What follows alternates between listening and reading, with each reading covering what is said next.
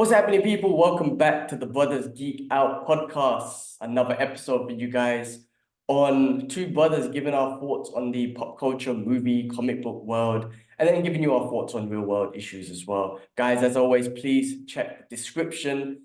If you don't want to hear about what's happening in our lives, what's happening, our thoughts on real world issues, check the description. I'll put the description there as Geekout News starts now, and you can click on that. It will take you straight to the Geekout News, so you can skip all of this part. But if you want to hear our thoughts, if you want to hear what we've been up to and our thoughts on real world issues, please stay and listen to it. Guys, first of all, I just wanted to quickly just say, much love to everyone who are, subscribers, people who've been viewing the content, appreciate it. We have been shadow banned.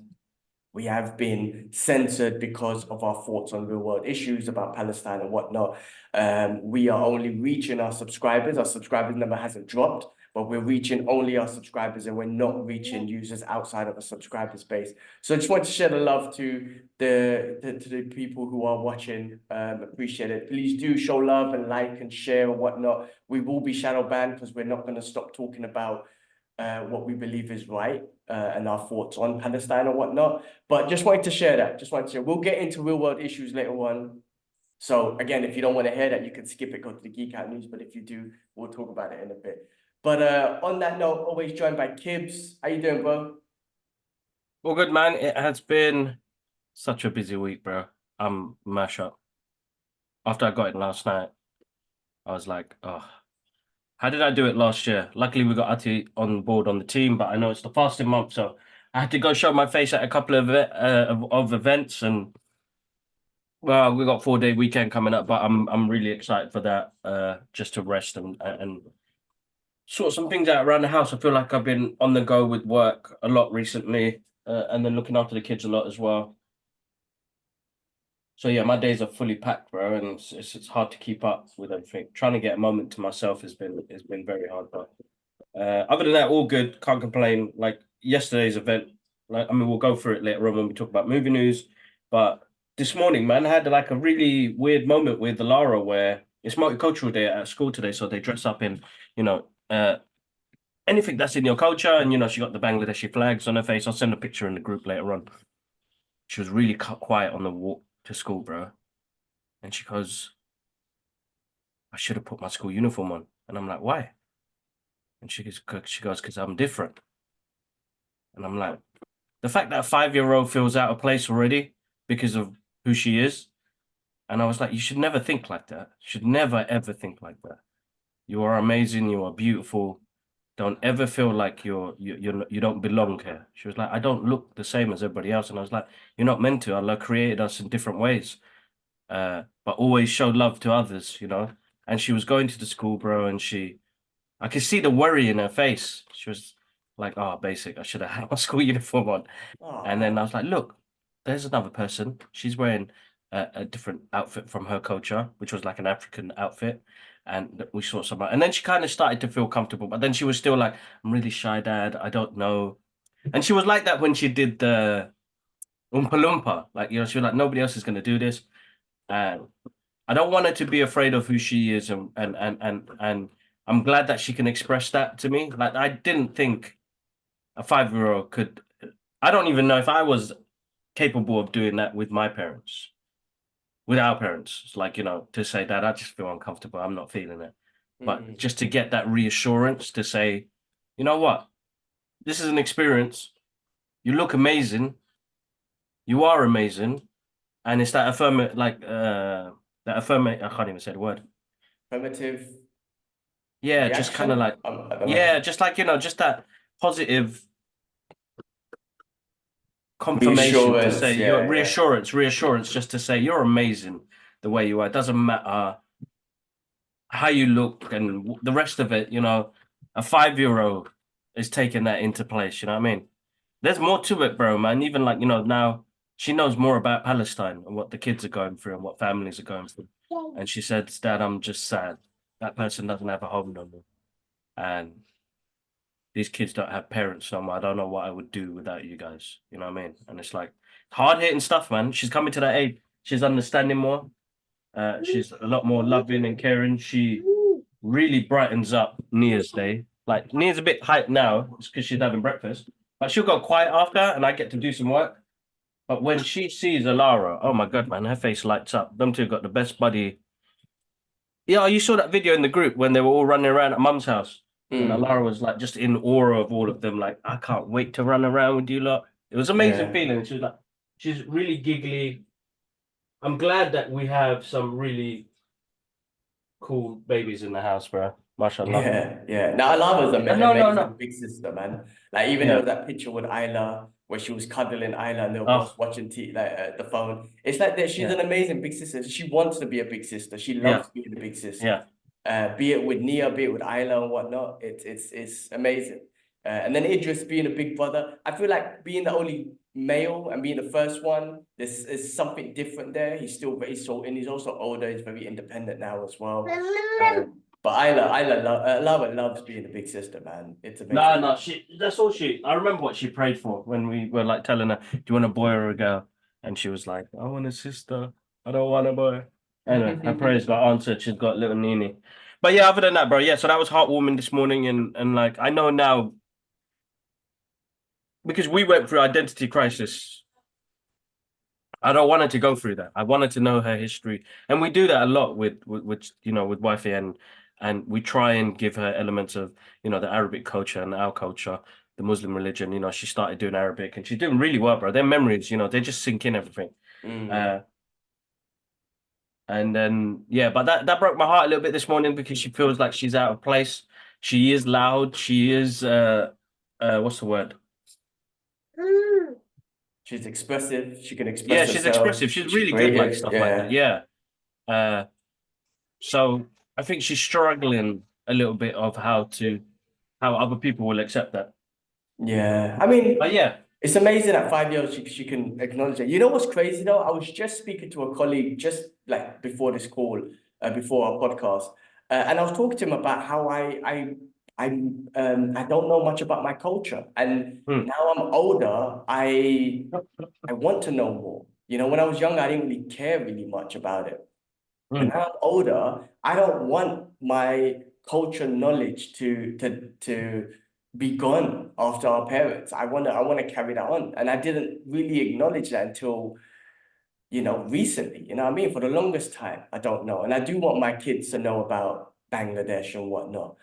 Even though we haven't been there, and inshallah we'll go there soon. I haven't been there in like 15 years or something. But there's a lot that I don't know about my culture, man. And it's a bit and Bangladesh and whatnot. So I'm trying to learn it now. I mean, I just turned 39 the other day, and I'm just happy like, birthday, bro. Happy yeah, thank you, birthday. man. Thank you. Yeah. And I'm just like, man, like that's one part. But damn, the older you get, the more aware I am of of my culture, of who I am. And I do want to learn more about Bangladesh and I whatnot. mean, And but also, that's the thing though, isn't it? Like we wasn't like as much as our parents told us about our cultures, they didn't go way, way back, ancestors and the rest of it. mm, But we're not taught that in a Western culture. We're only taught about what they did basically. And yeah, we smashed it, man. We almost took over the whole world, not realizing what it did to us and the rest of the world. So our culture is full, man. It's rich. It's got so much to it.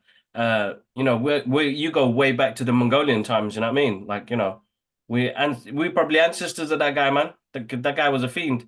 Uh, true so like that. it goes back so far than the Indian cultures because we got a lot of Indian culture in our culture. Yeah, we You were know, once it's part of India. only So yeah, yes. exactly. So we are Indian, and I think that's what people tend to take to offense and they get it wrong. Yes, Indian, because before East Pakistan and Pakistan, it was India.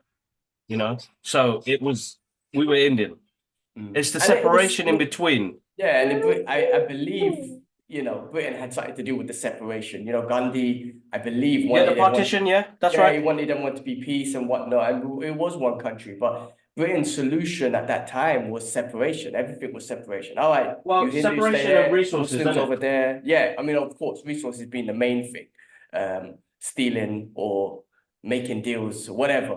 But solutions to everything. I mean, that's what's happening in Palestine right now. It's got to do with the Zionist movement and that Belfort guy. And separation and putting, displacing people. But anyway, not getting into that. But yeah, no, I mean, there's a lot of culture, and I am watching YouTube videos of Bangladesh and whatnot. So yeah, I'm trying to acknowledge more for myself. And I do want to pass that on to my kids as well. But it's amazing how Allah is acknowledging that anyway, because it's good. At least you can speak to you about it. At least you're not going into it for yourself. I think you're right. We suffered identity crisis. We had no one to talk to about that. You could never talk to friends about it, especially at that age, right? So you're just trying to fit in. You're just doing shit to fit in. You're looking a certain way. You're listening to certain music. You're talking a certain way because you want to fit in. You're dressing a certain way. Maybe some people go and do other things that they shouldn't be. Like, I'm happy I stayed away from things like drugs and cigarettes and all that sort of stuff. Like, I stayed away. I thank God I was always disciplined with that. And I think I had that in me. I had that element of discipline. It's like, nah, I don't need to go. For me, I don't need to go that far to try and fit in with my friends and whatnot. Even though for the longest time, I'm talking about at least until maybe 5 years, within the last 5 years, only now I'm more confident and comfortable with being like, no, I don't want to drink. Like, I'm not into that stuff. Like, whereas before, I just feel very uncomfortable, man. And people will say stuff and whatnot. And I'm talking about being in a working environment because that's what everyone does. Everyone drinks. I remember being in Hong Kong, one guy kept on talking about trying to make fun. And I'm like, bro, like, you can make all the fun, it doesn't really affect me. But the fact is, like, this dude had literally had liver problems and he was just out of shape, unhealthy dude. I'm like, bro, you can diss me all you want. You could try and say how manly you are by drinking and how unmanly I am by not. Like, bro, like, it doesn't affect me. And the fact of the matter is, you're going to be dead soon. And I'm going to be living for, inshallah, a longer time. And talking about manly, like, what do you know about manly just because you drink? I mean, like, bro, can you even fight?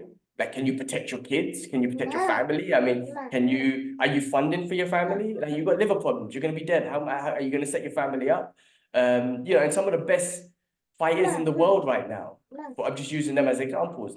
Athletes in general don't drink and what's up. Anyway, the point I was making is like, I've recently felt comfortable to be like, no, I don't drink. I'm very comfortable with saying, no, I'm not into that stuff. I don't drink. I don't need to come to the pub just because, you guys want to go there and drink and for me to just try and fit in. It's like, nah, I'm good, guys. I'm a married man now. I'm older.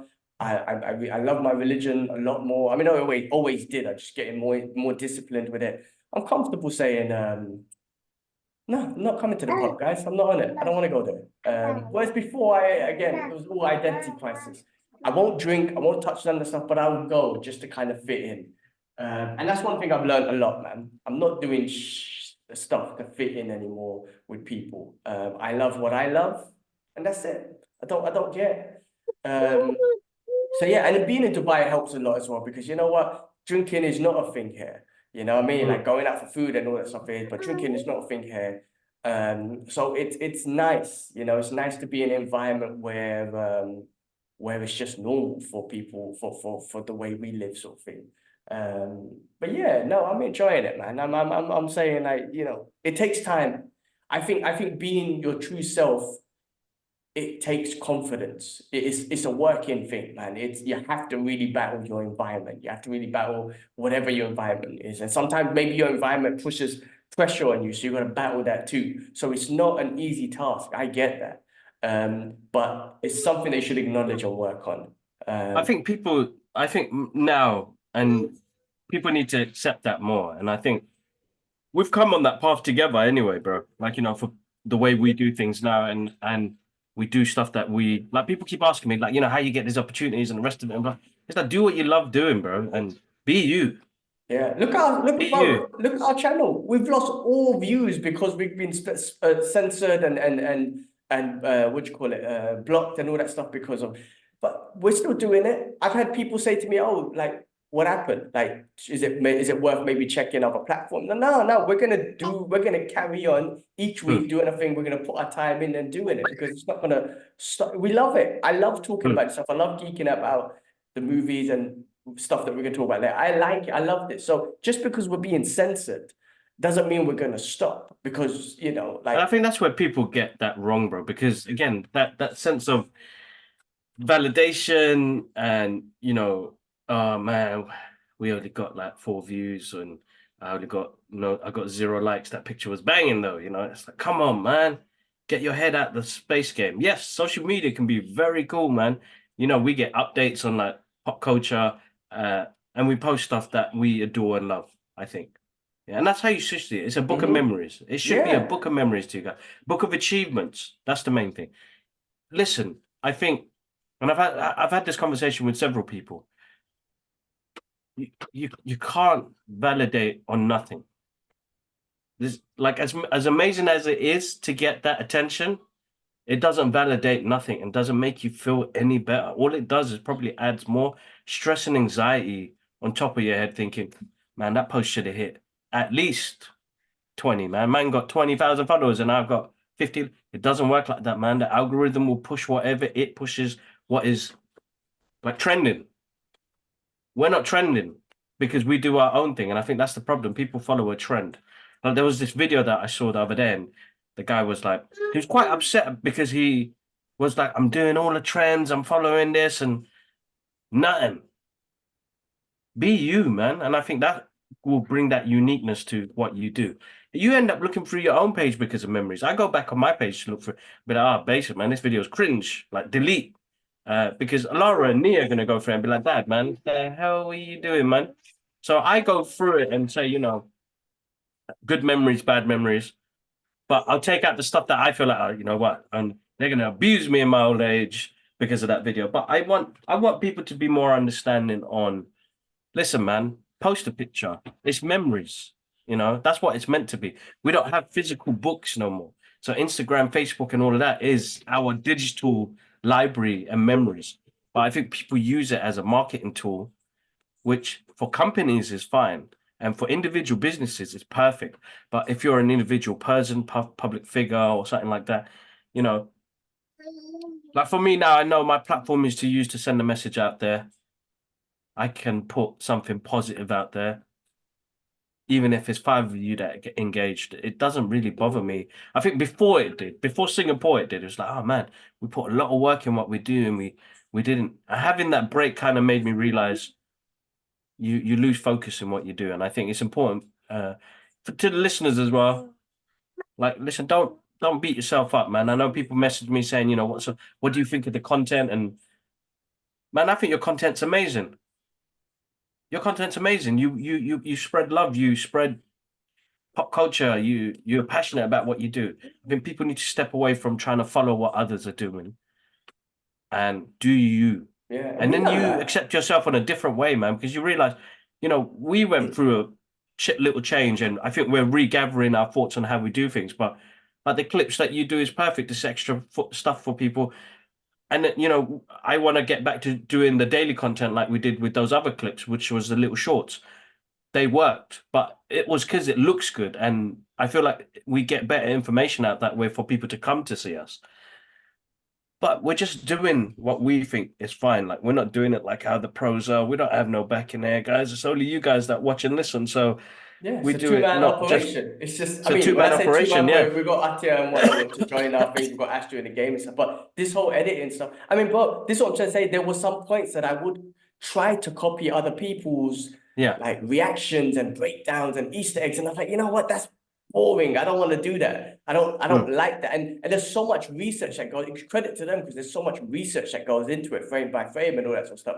But I was getting like, laughed at the other day by the boys Yeah, because of my yeah. aliens Womanus trailer reaction. And then Habib was laughing at me, goes, bro, you didn't even react. I thought my internet died because you were still. And I'm like, guys, I'm not gonna be that guy. When I do my trailer reaction, guys, or whatever reaction guy, I'm not gonna be that guy to exaggerate in a reaction. If Yeah, it yeah, makes yeah, me yeah. react, then I'm gonna react. If it doesn't, I'm gonna be that guy who's just still and stern Yeah. face, and I'll be like, well, that's my reaction. That's simple. So that's how that trailer made me react. I was stern face. I was watching the trailer. I was like, okay, that was it. Whereas, the bad boy one had comedy in it. So I laughed when it made me laugh. But at the end of the day, I'm gonna react. And if it doesn't make me react in a certain way, I'm not gonna react. I'm not gonna force like, oh my God, that was no, that's not, it's not me. So we're gonna I think the only time that's happened to me is when Avengers Infinity War exactly, came out. end And games when and Thanos walked out of the Spider-Man. portal and you Yes. were like, But like, those were yeah, that, legit though. That was a legit yeah, reaction. You know what I yeah. mean? For example, like, you know, that Aliens trailer, it wasn't much. It was just a short little teaser. But when the Alien thing came out, if I just randomly went like, oh my God, that's sick. Like, I've seen that before 1,000 times. It's not sick. I know. It was cool. Like, you know what I'm saying? And it doesn't mean the trailer was bad. It just means that No, was the reaction. but it this is looks what I good. mean. Looks Yeah, good. I mean, Yeah. this is what I mean, like with us, like with, and not just us, but anyone. And I get this from Joe Rogan, just have a conversation. This is what I love. We're having a conversation. We put our phones down. I know sometimes we're on the computer and we might have to work a little bit, but we're just having a conversation and geeking out for about an hour between us. You know what I mean? That's a rare thing that you do, because every time, you know, I was just talking to my missus the other day. We went out for dinner on my birthday and whatnot, and then we took a little walk. And then when we walked, we just walked, phones went away. We walked around and we're just talking. And I was like, you know what? This reminds me of the first time we met each other. That's exactly what we did in Singapore. Went for dinner and then went for a nice long walk and just had a conversation. At home, when we conversate, it's very minimal. And well, it's not that it's very minimal. There's something going on in the background. There's a TV show, there's YouTube, there's something going on. And we just talk about stuff and that's it. Whereas there, you know, we had a long conversation. And this podcast, we have a long conversation. You know what I mean? Like, I think that's important. So regardless of us being shadow banned, regardless of the views that we're getting now, we're going to keep doing our things, man. Whether we get clicks and views or not, we're going to keep doing our things, and we're going to react how we react and talk about what we want to talk about, like whatever the trends, or I don't care, man. We talk about what we enjoy. I think that's the main important part. But yeah, guys, just do you, honestly, 100%. Just do you, and yeah, just you know. Bruce Lee said it best. Don't go out. Be yourself. Be true to yourself. Don't go out and try to imitate a successful personality. Just be yourself. Always be you. And it's works. It works for us. All right. On that note, yeah. See, through Bruce said it himself. On that note, let's move. Let's get into this. Let's talk about real world issues, as we will do. Guys, as I mentioned earlier, if you want to skip this, check the description. You can go straight to the Geekout news. But as always, we're going to be talking about Free Palestine and the situation that's going on in Gaza right now, which is horrific. They're on the brink of famine. You know, Israel is not letting any aid in blatantly. There was a UN call for a ceasefire the other day. The US finally, well, they didn't veto it, but they abstained from voting. That's the best they could do. But that's a change. At least, but it hasn't stopped Israel from bombing them. It hasn't stopped them. They've lost. Yeah, no, they've been on Rafah support. Yeah, so much international. They've lost all international support except, you know, I don't know if US is their big brother or their little brother. I don't know what it is now, but they've lost so much. Even Alex Jones finally came out the other day saying that this is a genocide. And I know that guy can be crazy, but he gets. But he talked about Epstein Island before anyone, and he was right. Yes, he said some other stuff was wrong, like the Sandy Hook situation was a bit bad. But listen, even Alex Jones, Joe Rogan, there was another clip that went around, and I posted on my Instagram saying, "So it's okay to do a genocide if we do it." Like that. That was a quote sort of thing. So you know, listen, everyone can see it. I don't know what Israel's. You know what? Again, that government, that army, they're not human. They've been brainwashed. Something's wrong.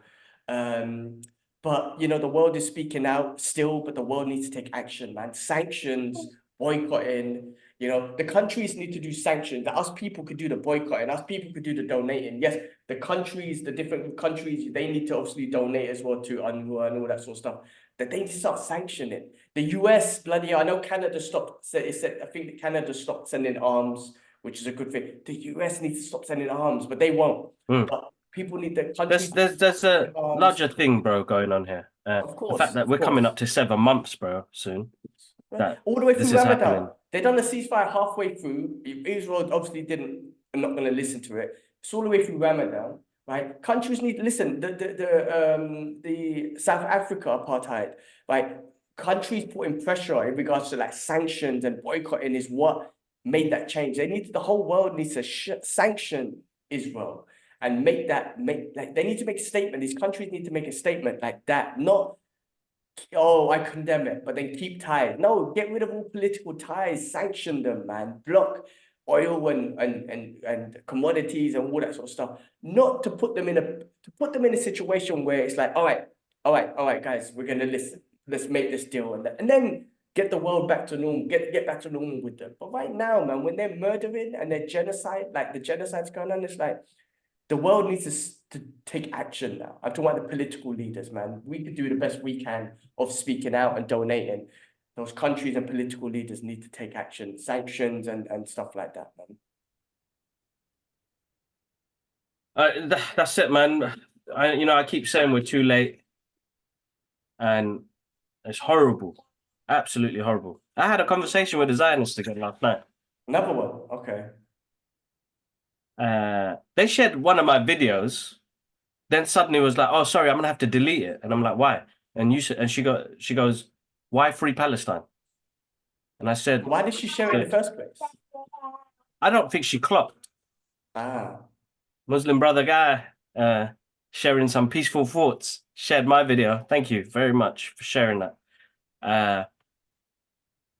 And so she goes, so she said, like, why free Palestine? And I was like, they've suffered enough. They've gone through enough. And she was like, free from who? Be more specific. And I said, the government, the IDF, the Zionists. Like, I know Jewish brothers and sisters don't want this. This is not them. This is not their religion. There's clearly enough Jews that do not believe in that. And I was like, I don't know, like, why you feel this way for. And she was like, oh no, they stole the land and all of this. I was like, they are not educated, bro. They don't even know their own history. They're only told what their parents told them. And what the Zionists they weren't told. And they get that yeah, bro. It's like beyond crazy. So I'm having this civilized conversation. We're going back and forth. And I said, look, listen, I don't want nobody to die on any side. But this is outrageous now. It's come to a point now where you can't even count, bro. They still need to go through rubble and they'll find more people. Yeah, it's about 30, I think it's like nearly 32,000 now. And that's not including anyone in the rubble. Bro, this is and I said that. And I was like, so what's your reasoning for kids? They could be Hamas and they're using human shields. I'm like, you're just regurgitating what the government people are saying. Like, what's your thoughts on people getting killed? Like, people are getting killed, full stop. People are getting killed, full stop. What's your thoughts on that? What's your thoughts on, like I said, your humanity? Like, like, yes, I'm Muslim, but I care for humanity. Doesn't matter. I've got Jewish brothers and sister friends from day dot who do not agree with this, who know that they've been told lies. And when they've grown up in a multicultural area, they'll be like, oh my God, can you believe that? Like, they're telling lies over there? Because those kids, bro, it was proper brainwash talk, bro. It was unbelievable. No remorse, no care. Being a Muslim, bro, it was, the conversation was quite hurtful because I was like, oh my God, like, this is how some people think, bro. They do not understand the privileges they have. So that means they're not deep connected with their religion or faith. They just believe in what's going to happen tomorrow. What am I going to get on my plate tomorrow? Where am I going to go tomorrow? And that is the sadness of humanity at the moment, bro. Anyway, delete blocked. What can you do? Keep moving forward. I hope people find some sort of love in their hearts, man, for the humankind, man. Because it's such a shame, man. Congo, Sudan, Yemen. These people of power have really messed up, bro. I feel like the world government and world people has been the worst it's ever been. And the fact that I've had to experience that is insane, bro. I watched this thing about propaganda with Bassem Youssef when he was in India. Really good clip. I'm not sure if you've seen it, but he talks about that and like when he talks about Winston Churchill and how it will rally up people because that guy didn't care. That guy's another beast as well. You know what I mean? So I'm just saying, people in power have the power to do something, but they won't because they're getting something out of it. And people that have been brainwashed, and everybody's going to go on like I'm some sort of conspiracy theorist. It's not that, because I've had several conversations, no arguments, where they get frustrated because they're like, how's this Muslim guy not attacking me? And I'm like, we don't attack. We've never attacked. You've started everything from the beginning. Most of you guys have come to me to say, what the F you up to and what do you mean? And stirred it down to a conversation. Let's talk more, man. Like people need to know, and I think look into the history, guys. Like it's so important to learn this. My kids know now. Alara knows now. They're gonna grow up knowing that this is gonna be like their World War III now. Why are they killing brown people? Why are they killing babies, pregnant women, men? Why are they taking over their houses, Dad? The fact that I thought that we could leave that behind us. Second World War and everything they've done around the world, colonization and all this. The fact that it's happening right now, insane, bro. Absolutely insane. Absolutely insane. I mean, Anyway, these Zionist talking points. I mean, literally, there's literally a document that goes out for people to speak those Zionist talking points. I mean, look, so all the stories that you hear about Jewish brothers and sisters who immediately get invited to go to Israel and immediately are told lies, and I immediately from the beginning, like, oh, it was a land without people and all this sort of stuff. They're told that from the beginning. That's the Zionist talking point. That's brainwashing people in the beginning. So it's hard. I don't blame those people because they've been brainwashed. Like they've been told, oh no, it's a land without people. That was our land from the beginning, and all this sort of rubbish. Yeah, if Jewish people were there, listen, man, like it was the land of Palestine. Like, all right, there were Jewish brothers and sisters in Palestine. I mean, look, that's what I'm saying. It's difficult to have that conversation, and I don't blame them because they have been brainwashed. Like, it's tough. I know, bro. And that's I the know. same thing that happens with all these fascist regimes and whatnot. It's unfortunate that these leaders will brainwash people, and people can be brainwashed. I mean, look at the mainstream media news. Like all of that is all propaganda that brainwashes people. You know what I mean? So it tells you the narrative that they want you to know. I'm not saying that what they're saying is all false. What I'm saying is it's a narrative that they want you to follow. It's a narrative that you should follow. The facts are facts, man. Human beings are dying. Human beings are dying. Babies are dying. Children are dying. How do you justify that? What, human shields? That's a BS. It's BS. That recent video that went out that made Alex Jones, that made Joe Rogan speak out. Bro, it was literally 4 Palestinian like kids or adults just walking and a drone just blew them up. You can't say that, Hamas. You can't say that anything. There was another clip that Marley One Hill talked about. Someone was literally waving a white flag, and Marley One Hill was saying, "This is international law. It's not a cartoon. It's not a military movie. It's actually real life. When someone waves a white flag, it's a sign of surrender, and you're not supposed to harm that person." They just shot him. They shot him dead without remorse. There's a 12-year-old boy that got killed because he was firing fireworks for Ramadan.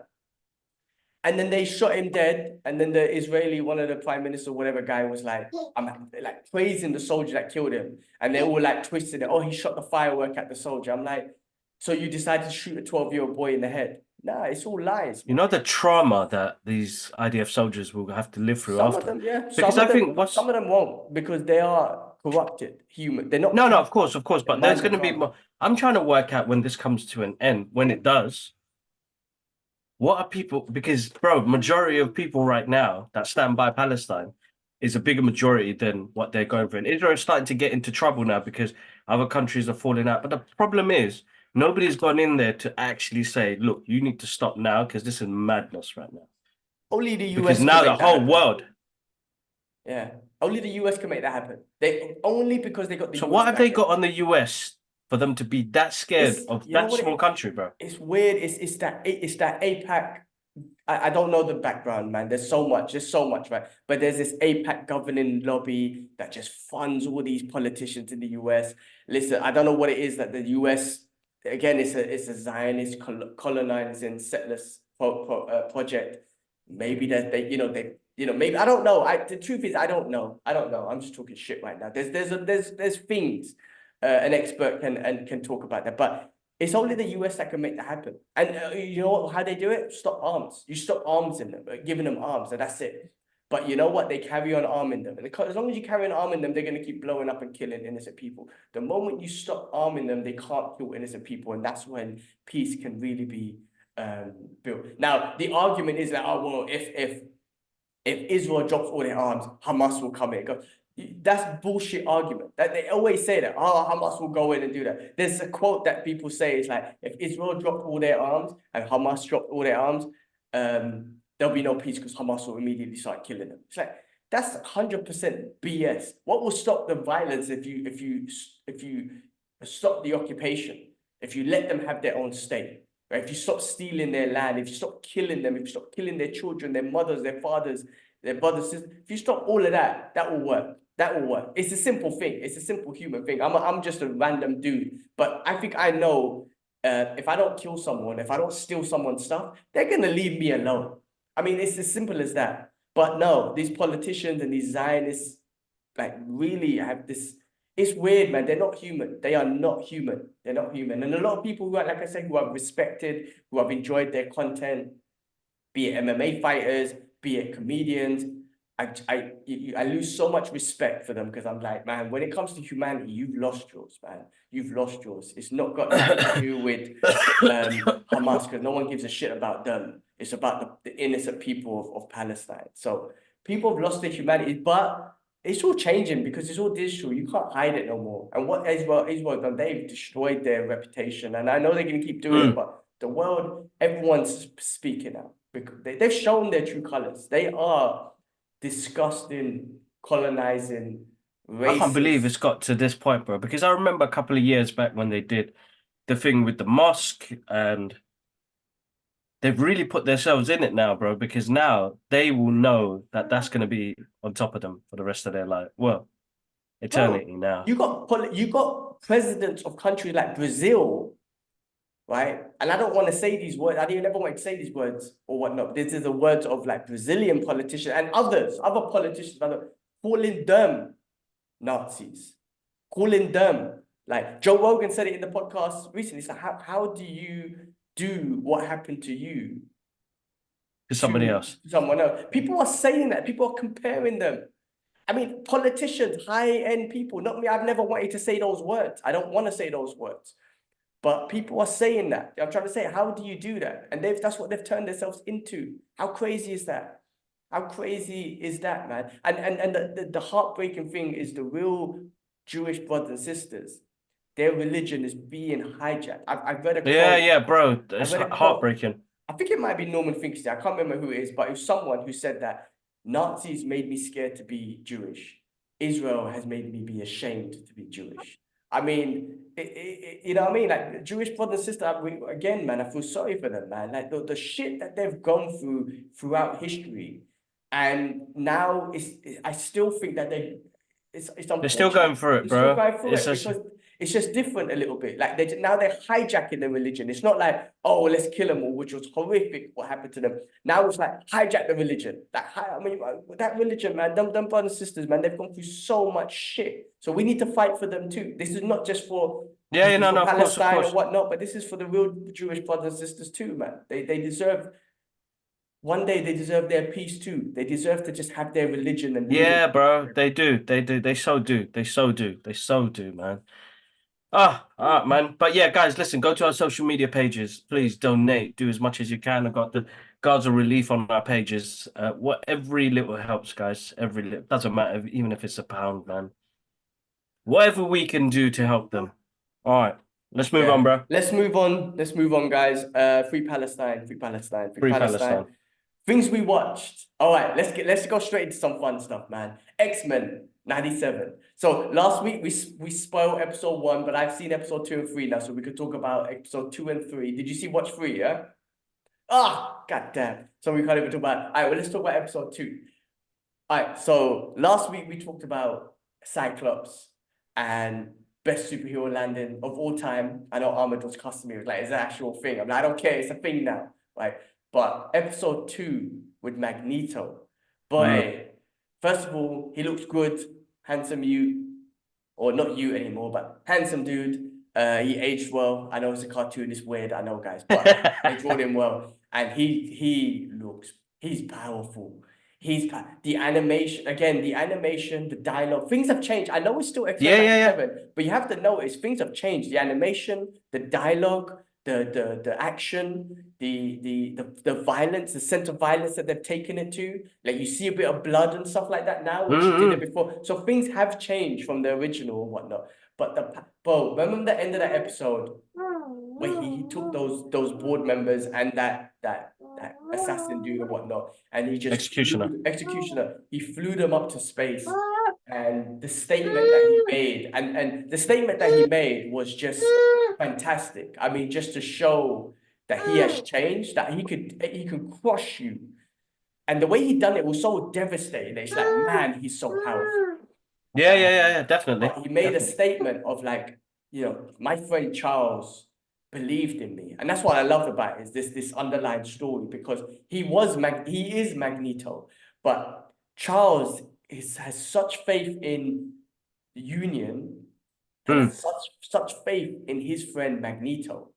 It even made Magneto be like, okay, I will do this for you, Charles, because you believed in me that much. Like it's amazing. And Magneto's episode 2 for me, Magneto, it was amazing. Yeah, bro. He's the MVP of that episode, bro. The stuff he said in that episode about mutants, bro. That hit hard, bro, because I related to that, and that hit a lot of people, diverse wise, what it's like to feel the way he felt, and how he even talked about what he went through, and I was like, bro, this is too deep. But this is X-Men '97. This is the animation, and it covers real world situations. You know what I mean? And what happened to Storm? Deep. Bro, listen, Magneto's MVP of that. It's very interesting where they're heading with this, because they're starting to come to comic book stories that we know. It's just so good, bro. Like what I don't. We say this with a lot of programs, yeah, and stuff we watch. Oh, it's amazing. Like they are amazing. I think they are amazing. But this just tops the level, bro. I don't know why, bro. I was like, oh my god, I'm super crit. I'm watching these like I'm watching a UFC event. I'm excited to see Yeah. And I feel like I should record my reactions because, bro, even with yesterday's the third episode, I'm getting goosebumps. I'm screaming. Like, bro, this show is so good. I don't know, this cartoon, this animation is so damn good. It's the best Marvel content, I don't care, we've had since Endgames, in my opinion. It's best Marvel content since Endgame, because I'm constantly smiling. I'm so happy, and I'm loving every individual character. I'm loving Morph. I was gonna say Morph is making me laugh. I love his character. The relationship between him and Wolverine, like every character is man, the character building. I know they've already done it with the old show, but they just bring it back. It's so awesome, man. I'm loving it. I generally am enjoying watching 30 minutes of this show, and I feel like I should react. I feel like I should start recording my reaction, because I feel like things are gonna happen, because they keep happening. Do it. Where it just makes me like, oh shit, you know what I mean? Because that's exactly what it did. So I'm gonna try and you know what? From next week, I'm gonna try and record my live reaction watching the show, and I'll just upload it, or upload shorts based on some scenes and whatnot. I can't wait for you to watch third episode though, because it's good. It's good. It's so good. No, I will do. Hopefully, I get the chance later on today. Got to pick up a Lara later on, so we'll sit down. We'll watch it together. Yeah, I'm looking forward to it, bro. It's really good, bro. Really good. Yeah. Really good. All right, cool. X-Men '97, guys. If you haven't watched it, where the hell have you been? Also, I was talking to Adil, and he was like, I wait for Saturday mornings because it gives me that nostalgia. I'm like, bro, I just can't wait. I wish I could, but I can't wait. But yeah, X-Men '97, best thing on TV right now, in my opinion. The other thing I watched Roadhouse. Roadhouse came out. Conor McGregor. Yes, I haven't seen it yet. What did you think? Oh, I really enjoyed it. It was really good. Similar concept, but different from the original. Yeah. In the original, Patrick Swayze was this bouncer. I think he was almost militant. He was very organized. He was very disciplined. All this sort of stuff. He came in to set things straight. In this one, he's not a bouncer. He's not as disciplined. He's not as organized in regards to the team that he's trying to set up and whatnot. But he's an ex-MMA fighter, fought in the UFC. I believe it was UFC. He has trauma. In this one, I don't want to spoil it or anything, but he's going through trauma and stuff like that. But he's been called over to Roadhouse too, because of similar sort of things that happened to the original one. People causing trouble. I mean, it's awesome. You go in there and then there's bare beef as always, right? That's in general. But there's a specific group of people that come in and just cause bare beef. The fight scenes are really good. I feel like Conor McGregor Yeah. had a great influence on the fight scenes because there's these certain camera angles that they take and they rotate the camera around them. They have these close-ups or whatnot. They really tried to make the fights as realistic as possible. They do a great job. And I feel like McGregor had a big part of it, of course, being a professional fighter and on the expert level of fighting. Yeah. And McGregor was awesome, bro. He was listen, he was just being himself, which is that rowdy dude, right? That he is. And he was really good, bro. Honestly, I have to say he was really good. He was just that crazy Irishman that came into cause ruckus or whatnot. His fighting skills obviously are amazing. He had his little Bruce Lee moment where he had the stance and done a stepping sidekick. Spoiler alert, sorry. But I'm pretty sure McGregor put that in there. He goes, I want to have my. I'm pretty sure he's like. I would love to ask him that question. Was that your idea? Because I know he's a Bruce Lee fan and whatnot. So I'm sure he would have been like, listen, this is my first movie. Let me have my Bruce Lee moment, and you put that in there. He was awesome. The story, listen, there was a bit more humor to this movie compared to the first one. You're not going to get that line that you loved from the first one, which I won't say because it's Ramadan, but something about look at my remember Oh, right, yeah. Anyway, Yeah. there's a That lot line killed me, bro. Yeah, there's a lot more comedy in this movie, like which brightens it up, if that makes sense. Yeah. Like keeps it kind of going. A lot of heart in this movie. Jake Gyllenhaal's awesome, was in fantastic shape. Oh my god, just watch his training videos and whatnot, get you motivated. He's brilliant. Yeah, bro, enjoyable. Definitely watch it. What I loved about it was, yes, it was a remake. And this is one of those remakes where they changed a couple of the concept. They kept the main base of the concept, but they changed a couple of things just enough to make it interesting and just enough for you to appreciate it, love it, but as well as always love the original. So definitely a great movie. All right, cool. Looking forward to watching it. I've got 4 days off, so I'm gonna have a game. Yeah, nice. Okay, the other movie I watched was Bob Marley. I watched the Marley movie, One Love. Yes, I haven't seen that yet. You haven't seen it yet? You know what, bro? No. I have to say, I enjoyed it, and it's a movie of hope. I felt it lacked a little bit of heart, in my opinion. When I mean by heart, I mean it had heart, but spoiler alert, again, a little bit. Like, this focused on his success and this focused on the last part where he was bringing unity, especially between the political parties in Jamaica, but around the world as well. And he was having a whole European tour and all this sort of stuff, African tour and everything. So it was based kind of around that. I would have loved to see a lot more of his upbringing just to kind of get to know him a bit more. Because yes, I know Bob Marley, I know his music and whatnot. I know his music being very powerful around the world at that time. Dad used to play it all the time and whatnot. I don't know much about his upbringing, you know what I mean? Like as a child and whatnot. It just starts off, they show little clips here and there, but it just starts off, and I'm spoiling it, sorry, just Bob Marley having a humble upbringing. And then that's it. And then he gets into it. And I'm kind of like, I wish you gave me a bit more about his upbringing, just so I could see the type of character he became, because we saw the type of character he became. Very loving man and all about peace and all unity and whatnot. But how did he get there? What in that sort of place in what was happening in Jamaica at the time? How did this one individual with his music just wanted people to just love each other? You know, I would love to see that growth. But look, Kensley Ben Adair, like fantastic, like fantastic performance. And when I say not like I'm an expert on Bob Marley, but when you just watch videos of Bob Marley, like he's so believable. He does it so well. He acts like him so well. And that's his job, being an actor and whatnot. But the film was wicked. Film was great, amazing. I just said, for me, in my opinion, it just lacked a bit of heart because I wish they gave a bit more background on Bob Marley and his life story growing up. Okay. So, yeah, great movie. I definitely recommend it though. Definitely recommend watching it. All right. Well, look, I'm gonna hand it over to you, bro, because you have. Well, other than that, I'm watching things like Physical 100 on Netflix, which is awesome. If you haven't seen it, still watching Shogun, so going through that, which is awesome. But yeah, I'll hand it over to you, bro, because you had a couple screenings. So let us know. Like, I believe you watched Ghostbuster and then Godzilla versus Kong. Like, what can you say without spoiling it? But what's your thoughts on those movies? Oh yes, man, bloody hell, we did quite a lot, didn't we?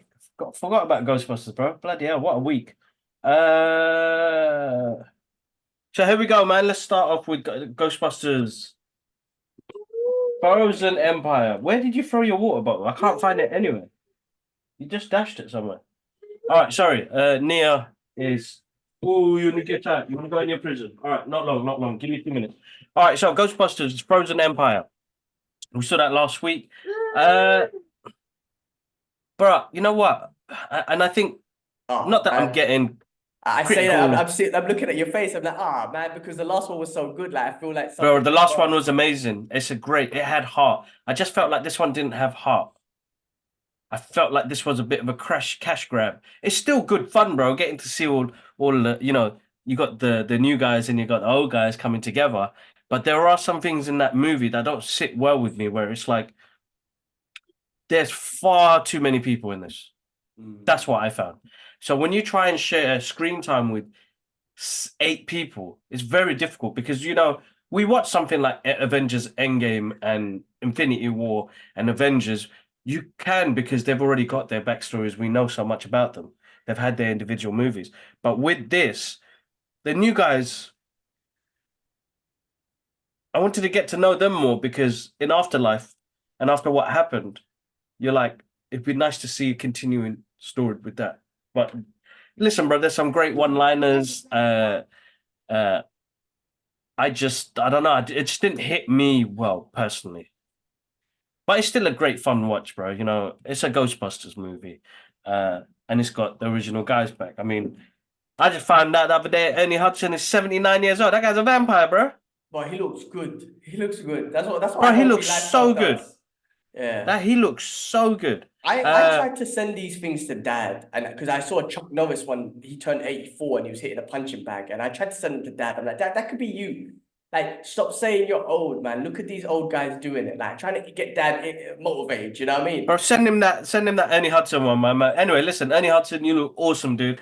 Hopefully one day when you're back in London at a Comic-Con, I am definitely that's one guy I do want to meet. And then I'm gonna ask him, man, just bite me, bro, because you got some vampire blood in you, bro. And he bite my Uh, neck. Awkward games. so yeah, listen, man, it's a good fun watch, good fun action-packed kind of comedy. Paul Rudd smashes it, Bill Murray smashes it, but there are parts of the story where I feel like there's too many people and there's too many people. Uh, but yeah, no, listen, that's out in cinemas now, guys. Go enjoy Bank Holiday weekend. Last night got to see a screening of Godzilla and Kong, the New Empire.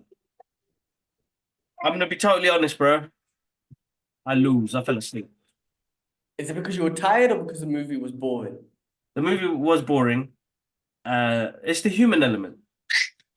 They It's don't the have human it. element. It just throws you off the page. It's like just make a movie with Godzilla and King Kong busting up the whole world. I'll be happy to watch that, bro. I would be happy. Bring bear monsters in. Let him just destroy the world, bro. The amount of collateral damage in this movie, bro. I'm talking about a good, probably 3.8 billion people died. There's a part where they just destroy Cairo, bro, and the three period. Sorry, Oh, spoiler alert, bro. But best spoilers. sorry. There's a part where they destroy some cities, major cities in this movie, and it's like, man, they didn't even do like a call out for evacuation, say that these guys are coming and there's gonna be some next thing, and man, bare people. Like I was actually, it's weird because the human element of what -1 did made you care about those humans when Godzilla came. The human element in the American movies, that's not there. So when you're seeing Tokyo and Japan getting torn apart, you're like, oh man, the people, man, because you felt for them. You know the part in -1 when he should have wifed her, pushed her out of the way, gone. Like you felt that scene because here's a woman who actually feels you. It's love, man, and I that scene just hits so much better. This happens, and you're like, these characters are basic, man. Just give me a 2.5 hour movie where Kong just destroys everything, man. Kill up everybody. Just I'm cool with that.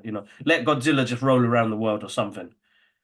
But like from what I saw yesterday was like, don't get me wrong, they introduced some new laws into it, and it makes you interested in it. But to a point where the human element came, and I was like, good night.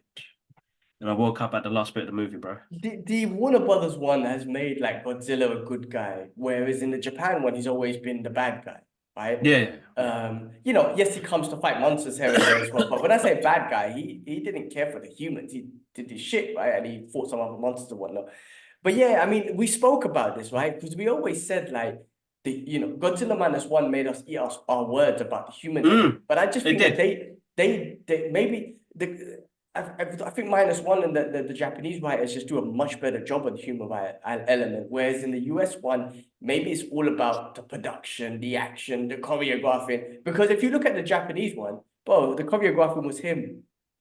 No, exactly. And because it was a homage to the original, which is all that, and then explosion, and that's it. But in the US one, my guy's running now, Godzilla's sprinting, Kong's there, they're doing parkour and shit. Like Godzilla. No, bro, it was joke. Bro, there is bear of that. There is bear of that. But it was good. It was probably a good watch. A lot of people enjoyed it. I think I have to watch it again to give my honest review on it. But the human element bored me, so that's why I fell asleep. Like my mind just switched off. You know, some movies can keep you engaged, even if it's basic. There's something on that element where it keeps you going. This one made me lose, bro. I just nodded off. They started talking about some signals and all sorts of business, and there was a scene, something happened to Kong. That's why he gets a gauntlet. Good night. That was it for me, bro. Good night. But we had an interesting last minute thing that happened on Friday, and I went to Monday, so I got to see the UK premiere. Excuse me. Basic. The UK premiere of Dev Patel's Monkey Man, presented by Dev Patel and Jordan Peele, who's the producer. But Dev Patel produced this movie, wrote this movie, directed this movie, and starred in this movie. Bro, I got nothing but love for this. I think Dev Patel is an amazing actor already. You watch his films, his film catalog is amazing. This was good, bro. This has come to my second place already. The movie was awesome, bro. The guy brought a lot of heart to it. He did it in the midst of COVID happening. He shot, it took, production came on, production came off, COVID happened. He broke his, he tore his shoulder a little bit, broke his fingers, broke his foot. My guy still did it. The action in this is insanely good, bro. People compare, look, he took inspiration from John Wick, but you can see the Bruce Lee martial arts aspects that he took from it as well. Hanuman, the story of Hanuman and the Indian cultural parts of the story was inspired by his granddad, who was sitting with us. This was more of a family get together, bro. It was really nice, man. Amazing. His dada was there, and he goes, "This is because you inspired me with those stories, and it's been playing on my head on how you implement it into this." And he talks about Indian social issues, the casting issues, the poverty, and how the rich and the poor are. But the main story is about his mum, bro. The love that a son has for his mother is undeniably on a different level. People are going to compare this movie to a lot of action films. I think in itself, it's something completely different. It's something so creative. And I think that's why because this originally was supposed to come out on streaming, bro, on Netflix. Jordan Peele saw the movie and he said, "Nah, guy, this is amazing. This needs to be shown on the biggest screen possible." Bro, smashed it. Good movie. That was a good Monday night, man. I got to see quite a lot of people there. I met somebody from a program, BBC program called The Outsiders. Outsiders? She was with Christopher Walken in it. It's a really good comedy. And just, yeah, like it's good vibes, man. You get to see, this South Indian, Indian story put together very well in a really good action. It's a homage to Bollywood movies. It's a homage to martial arts movies, Indonesian martial art movies, Korean martial art movies. You can see all the inspirations that he's taken from it, I can simply say a mixture of, the Raid, I think, is heavily influenced with this. you could blatantly see that Iko was really inspired him in the way he fought and the way he did his camera angles and stuff like that. I haven't done well. This will be probably my review that I put out there because I was supposed to do one after, but I know now that I just take it out of the podcast because it's better to save that for the podcast. When I do those 1 minute ones, I don't get to. It's hard to kind of express yourself. Where I think this, I agree. bro, if you get the chance when it's out, go watch it. It's my second favorite movie this year. Wicked. What was the first one? Yeah, Dune Part 2. Oh, true. Okay. I'm definitely, it's on my list to watch, so I'm looking forward to catching that. So, awesome. I'm glad. Oh man, it seems like you've had a busy week. And he was there as well, right? So I saw. Yeah, man, he was there. Jordan Peele was there. Jordan Peele, sorry, not Jordan Peele. Jordan Peele was there. He came up, introduced it, and bless him, man. He's got that. He's a comedian, even though he directs all of these crazy movies. He was like, this is the MF of movies. I saw it and I was like, this has to be shown to the world. Very cool. Excuse me. Oh. And then Dev came up, and he's a love and love. You can see the blood, sweat, and tears that went into this movie, bro. The visual, stylistic look of it as well is really good, bro. The colors, the way it pops, he's given this feel to it. He's actually inspired me to. I'm working on an art piece now, which is based on him because it's a character that looks like me up on the big screen, bro, doing all sorts of madness. And I was like, you know what? So basically, I'm doing this piece. It's a replica of the movie poster, but as a comic book cover. So let's see. Yeah, definitely. I'll put that out soon for you guys to see. I'm gonna do more artwork, guys. I want to be able to do fun stuff like that because movies like that inspire you to do little things. You know what I mean? So that was really good. Yeah, bro. That's my week, bro. I don't watch. I haven't watched anything on TV. I need to catch up with Shogun as well. But X-Men's the first one on my list. Okay, Daddy. I know you're tired. Okay, I'll make you milk. Awesome. Yeah. All right. Awesome, bro. Awesome. All right. Well, let's move on. Let's move on to. I've got some quick MCU news, some quick other news, and then we'll finish off with this week's retro movie review. So for the MCU, Marvel Studios is reportedly no longer developing Eternals 2 and Captain Marvel 3. Now, I don't know if that's been official, but I've been seeing this around a little bit. I know they're trying to make changes and they're trying to go with the quality over quantity because there's been a lot of flops, right? So anyway, if they make that decision, I'm totally cool with it.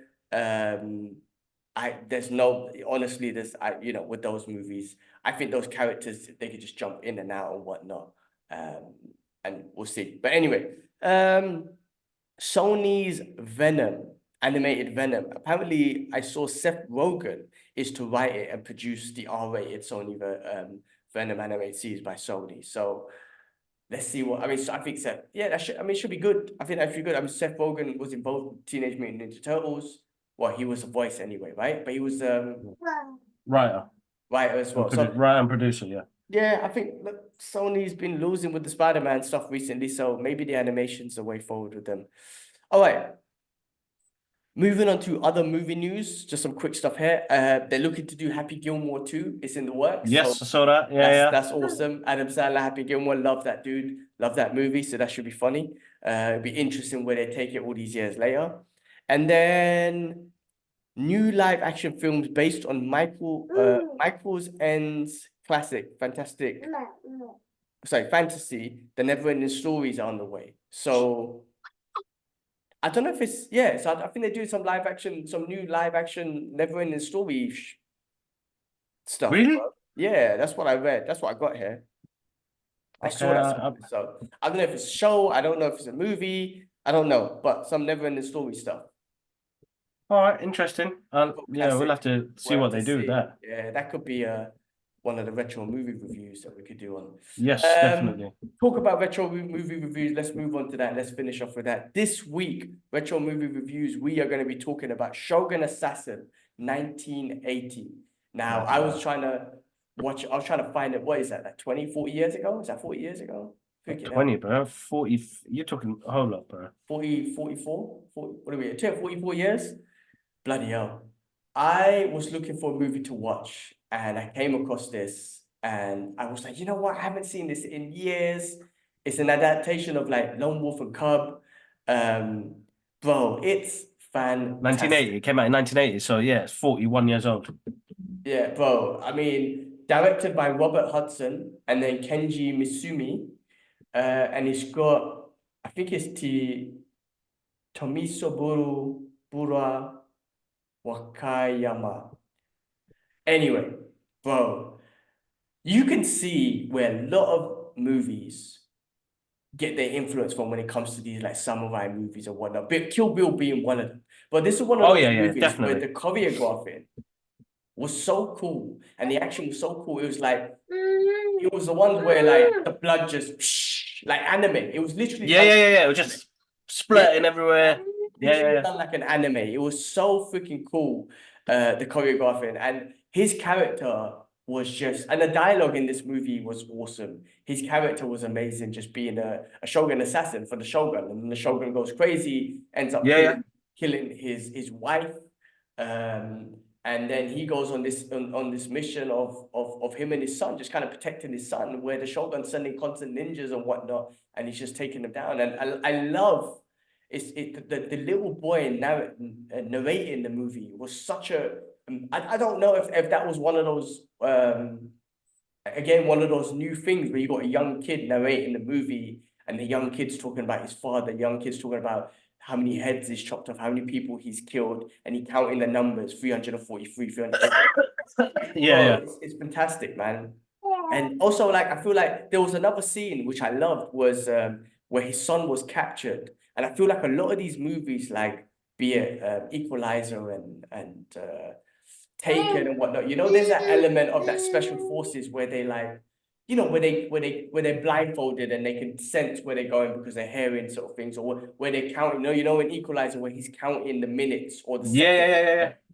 I feel like they got it from this movie. There was a scene where his father, the son was captured and he was over a well and they were holding him by a rope.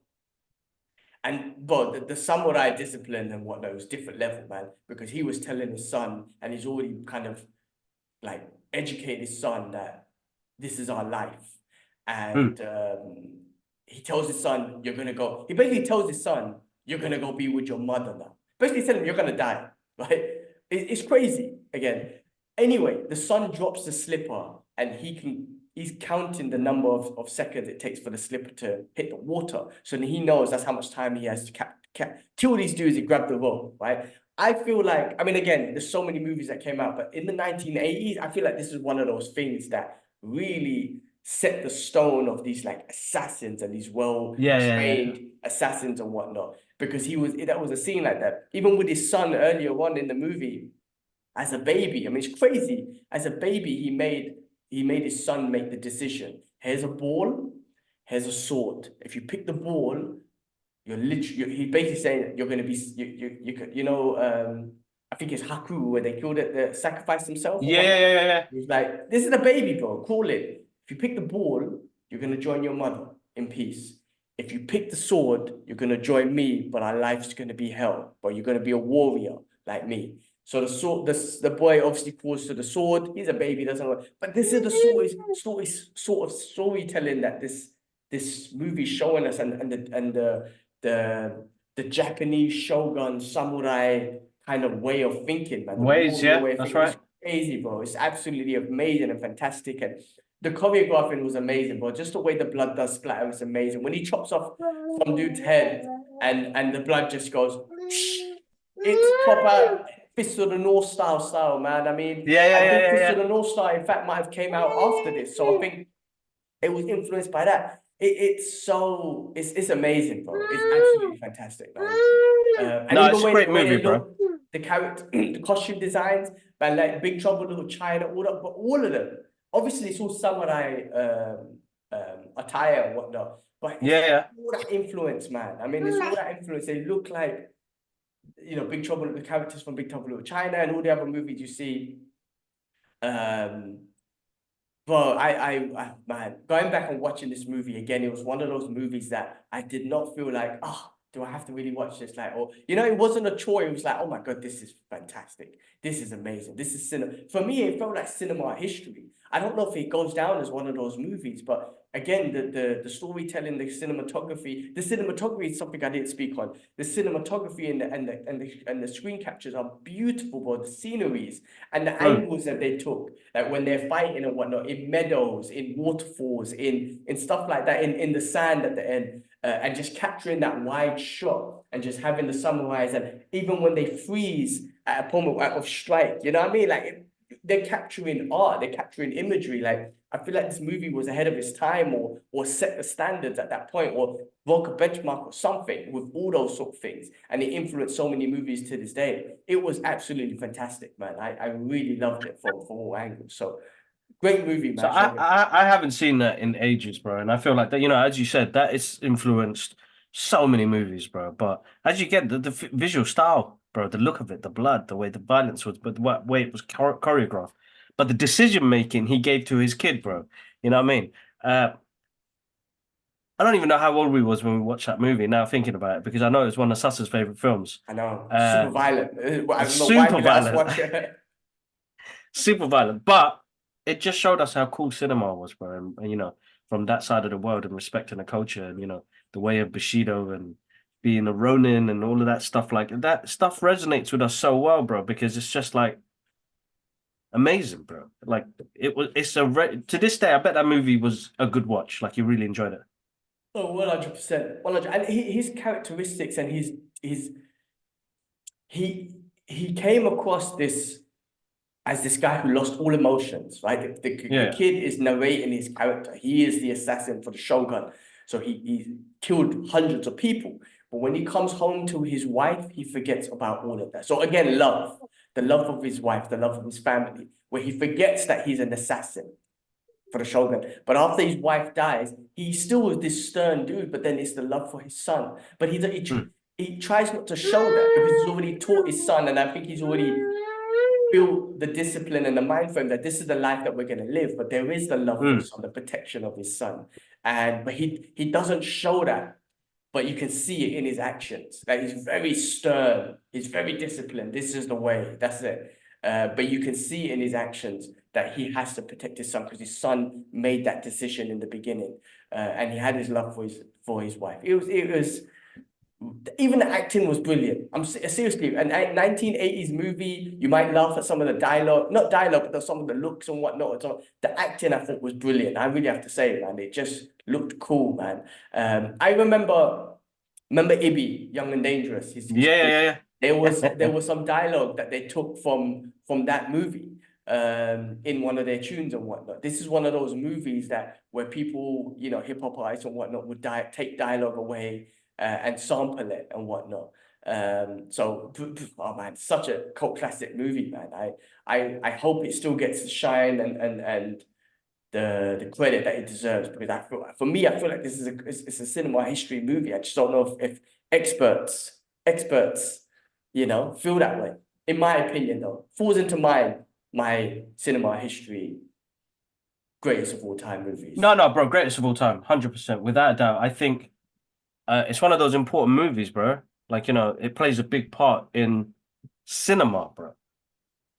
You know, the fact that animation and movies that we get now are taking that as inspiration, that proves it alone to be in cinema history, bro. That's amazing film in itself. I'll put it on my list to watch as well. I know I haven't been able to watch the movies as well, but I do remember them vividly, man. Sasa used to love that movie, and like he used to get scared not to tell dad that we've watched it as well. But even when we were older, when I did watch it in my early, I think when I was 18 or 20, I was like, man, this is insane. Because then it made me look back at like stuff like Akira and Fist of the North Star, and it'd be like, that's where they're getting their inspiration from, which is absolutely amazing, bro. Yeah, I'm just reading. Great. So this movie was banned in the UK, bro, from Yes, 1983 that's to right. 2000. Yes, that's another thing. That's right. So that's, yeah. So I think that's something we knew about it, which is why it was getting so much back then. We're just hearing, oh, this movie's so violent, it's getting banned and whatnot. So it was released by Vipco videotape label in 1983. Shogun Assassin, extreme violence almost caused it to be banned by Home Office. Oh, so it's almost caused. Anyway, Vipco played this for publicity in the cover art of the 2000 released on TV. Okay, wait. So I don't know if it actually got banned. It says it almost got banned, but then Vitco used that though as publicity to say this got banned in the 80s, guys. Check this movie out. But I mean, it was very violent. Heads getting chopped off, arms getting chopped off, legs getting chopped off. Like, bro, bare things, man. Bro, it was like Fist of the North Star, chopping a man's head from this way, bro, with a samurai sword. The head just goes, and then the blood goes. That's like way from Fist of the North Star, bro. Like doing that sort of stuff. It's mad, some of the violence, man. It is crazy, but all of that looked freaking cool back then. You know what I'm trying to say? Like, I know it won't work in an action movie now, but it looked so cool back then the way they did it. Especially with, like I say, the cinematography of the scenery in the background. It just added that extra element. Like, say, the sunsets with the meadows and the wheats, and you know what I mean? You could say it's like a Western movie as well. That Western visuals will element. always look on point, bro. That's why they take inspiration from all the samurai movies and stuff we get now because of that movie. You know what I mean? So definitely cool, man. Definitely. Guys. Shogun Assassin, 1980, guys, check it out. If you're into I don't even want to say martial art movies, but if you're into martial art movies, if you're into the whole samurai thing, if you're watching Shogun now, if you've seen Kill Bill and all those type of movies, you need to go watch this. Like, this is where they get the inspiration from. Cool. All right. Well, on that note, that is the end of the show. Anything else, Kibbs, that you wanted to cover before we end it? No, listen, guys, go to our social media pages, support the cause in Gaza, Palestine at the moment, please. Do what you can. Oh, excuse me. Quite a lot of you have donated, so I'm proud of you guys, man. Thank you so much. Man, I'm losing my breath here, man. I'm ill as well, so it's not been great fasting at the same time. But I didn't even always mention, humbling. I got my Punisher statue. I'm gonna do a opening or review or whatnot later on. So guys, check that out on the channel. I'll put the thing up. But the final one that was on my list, man. So I'm super looking forward to going opening it, and I'll do a little video on it. No, that's cool. But yeah, guys, follow us, and subscribe, show us some love, man. Follow. Like, subscribe, you know. But check us out on social media pages. Listen, guys, if you can't watch the videos, go on Amazon and Amazon Music, Spotify, and Apple Podcasts. Type in the Brothers Geek Out podcast. You can hear it. We've got weekly episodes. We do the odd Geek Out sessions with guests. I need to get some new guests on for I think, plan it for next month. I know fasting month's been hard. My God, I almost forgot. I did an interview yesterday with the cast of Shake Shack and the director Adam. Oh my God, bro, I completely forgot to say. You didn't even tell me. Bro, it's been so busy this week, and it's only Thursday. So we got the email last week, Friday. They set it up for Wednesday. It was a 10-minute interview. So Shake Shack, guys, it's a comedy that's based in 1991.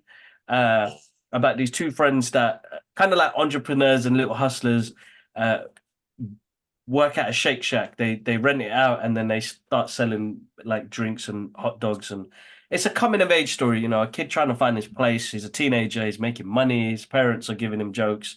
Giving him grief, but they're jokes as well in this. So I got to speak to Adam, Connor, and Mika, who are like the main people of the story. Adam, the director and writer of the story, but I just got the footage now. We're just waiting for dates from Paramount to give it to us, and then we'll start pushing it out there. But listen, absolutely amazing experience to watch the movie, and like I love those movies because it reminds me of like Superbad and stuff like that. But it's based in 1991, so you go back a bit, you travel back in time, and some of these guys now they're in their 20s. So I'm like, what was it like for you to experience 1991? You know, it's another era with great music, and you know, pop culture references are all over it, bro. It was really good. But you know, we even spoke about like, you know, when actors just vibe off each other really well, and you're like, how do you build that relationship, and like, how do you not start busting up at each other? Like, how do you, keep to the script? And the director said, like, everything is scripted. So I was like, there's no improv. And they were like, that's the testament of their acting. And I'm like, that's amazing, bro. Like, these two kids, they've never known each other. They they meet for 2 weeks and then they look like the best of friends on the big screen. And I know acting does play that part, but yeah, that's coming out soon. All right, Daddy Duties. I'm sorry, Bubble. Do you want to see Sasa? All right, G-Man, All right. sign us out, bro. Awesome. All right, well, guys, thanks for, as always, watching, liking, show some love, subscribe, and all that stuff. And we will catch you on the next episode next week. All right, we out. Peace.